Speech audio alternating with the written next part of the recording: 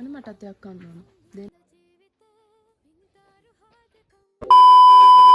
Hi ළමයි අද මිනි vlog එකකින් අපි යමු ස්ට්‍රෝබෙරිස් කඩන්න. අපි මේ ඇවිල්ලා ඉන්නේ නුවරඑළියේ තියෙන සෙන් හෝටි බෙරි ෆාම් ඇන්ඩ් කැෆේ එකට.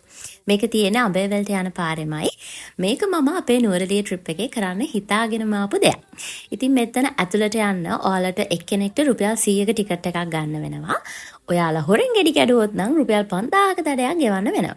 ඉතින් අපි ටිකට්ස් ගන්නකොටම කිව්වා බලන්න විතරයි පුළුවන් ස්ට්‍රෝබෙරිස් කඩන්න බෑ මේ දවස්වල කියලා. හැබැයි ඇතුළෙන් නම් කිව්වා ටිකක් කඩා ගන්න පුළුවන් කියලා. හැබැයි ඉතින් ස්ට්‍රෝබෙරිස් කියන්නේ කලින් කාලා තියෙන දෙයක් නේ. ඒ හින්දා හිතුවා අපි බ්ලැක්බෙරි try කරන්න. ඉතින් මේ බ්ලැක්බෙරි එක ගෙඩියක් රුපියල් 100ක් වෙනවා. ඉතින් යාලා අපිට බොක්ස් එකක් දෙනවා. ඒකට කඩලා දාගෙන මෙතනටම සල්ලි දීලා එන්න තමයි තියෙන්නේ.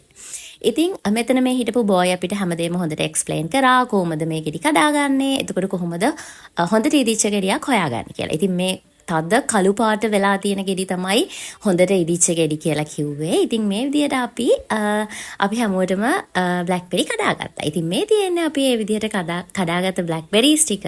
එහෙනම් අපි කාලා බලමු මේ වරහයිද කියලා. ඉතින් එහෙම කියන්න තරම් ලොකු රසක් නම් ඒ වගේ නැහැ. ටිකක් ඇඹුල්. හැබැයි ඉතින් අවුලක් නැහැ. ෂේප් එකේ කන්න පුළුවන්. අබේ අමුතු එකක් තියෙනවා.